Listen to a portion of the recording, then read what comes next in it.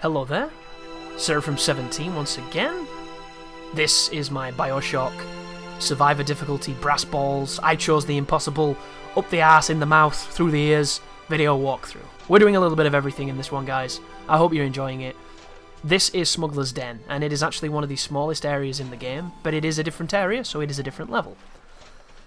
There are 3 audio files in this area that you cannot return to, so it is in your best interest to pick them up if you're looking for the Historian achievement or trophy, so that's good to know, guys. I know this because I've just done this area on my own personal run, and all it is a sequence of turrets, of expositional moments, and then a bit of a bombardment of spider splicers and a couple of other splicers as well. So we're going to be using a combination of our weapons and our plasmids to make quick work of everybody, and we're going to continue onwards. So the reception of this walkthrough has been really great. I'm happy that everybody is as fond of Bioshock as I am, because it is a special game to a lot of us, and I think you only realise it when you come back to it after a decent amount of time. Because I definitely remember having Bioshock fatigue, because I played the first game too much. And I don't know if you've ever had that for a game, but you can blow really hot and cold with them. Like, I have the same feeling for Resident Evil 4, I have the same feelings towards, like, Dark Souls, the same feelings towards Devil May Cry 4, the same feelings towards a lot of different games, because I just played them too much. And it doesn't mean that I won't ever play them again, it just means I need to put something between it. There has to be some kind of interval, because if I don't have that, I'm just burnt out on it. And it's the reason why I'm not the person who does a million runs on every game, I'm not the person who speed runs or anything, because I have a terrible attention span, and I like different challenges. You know, I like to come off of one game and move on to another game and do something there. And I'll go back to those other games, but it has to have enough time to pass between feeling like I really want it again. Because if I'm not hungry for it, I don't put everything into it, and I'm kind of an all-or-nothing dude.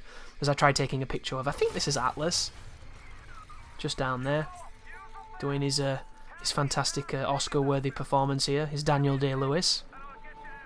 And you can't do much here except for watch it and enjoy the theatrics of it. But a lot of people sharing some very kind words towards Bioshock and having a lot of fun with this, you know, saying how they play and how they didn't realise telekinesis was so good, and, you know, what they like to spec towards and their war stories and so on. And a lot of people mentioning if I'm covering Bioshock 2, which... and Infinite as well, you know.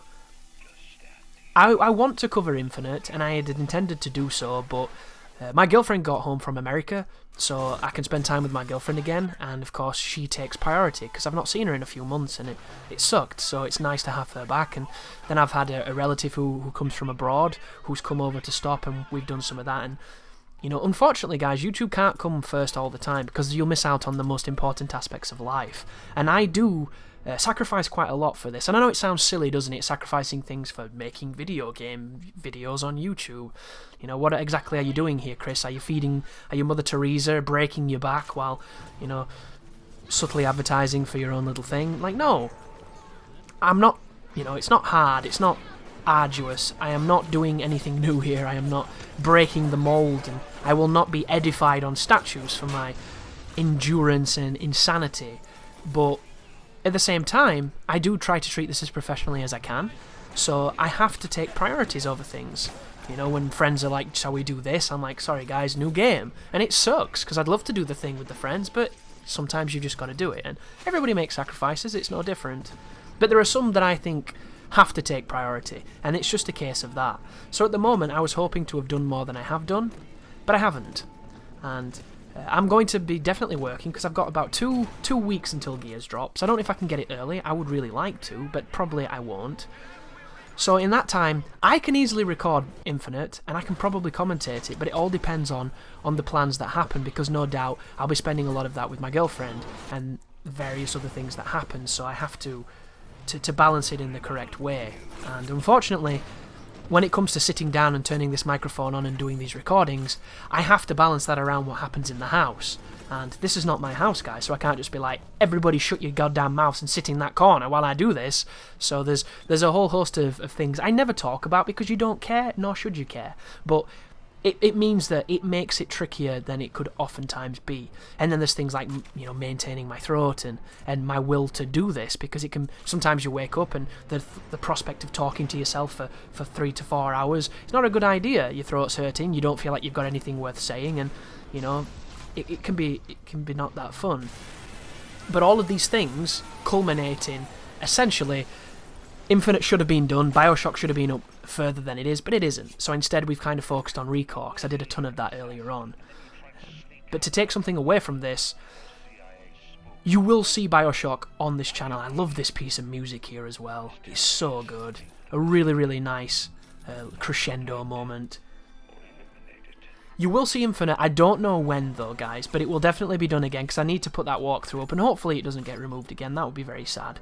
I might try and do something really silly with Infinite too. I might try something unique. I'm not too sure, because I don't know the viability of it, but I might surprise you with something, so hopefully it makes it worth watching, on top of the just everybody's fondness for Bioshock Infinite. As far as Bioshock 2 is concerned, there's a chance that I'm going to be streaming it and playing it. There's also a chance that I might be testing the theory of doing a big video, which is not intended as a walkthrough per se, but it will definitely work that way, because you know me, guys, when I record things, I like them to be of a certain measure of quality. Unless it's designed for it to be my blind reactions and my blind, you know, footfalls and everywhere I fell into the pitfalls and things, it's usually going to be tailored to being easier to watch than it is to dislike what's happening. But I think the cherry on top here is there's a lot of Bioshock going to be hitting the channel, and I hope you're there for it, because it's a great series and it's done now. So it'll be interesting to see if we ever see any other derivative of it, because I don't think we will, you know. But thank you for watching, and you take care now.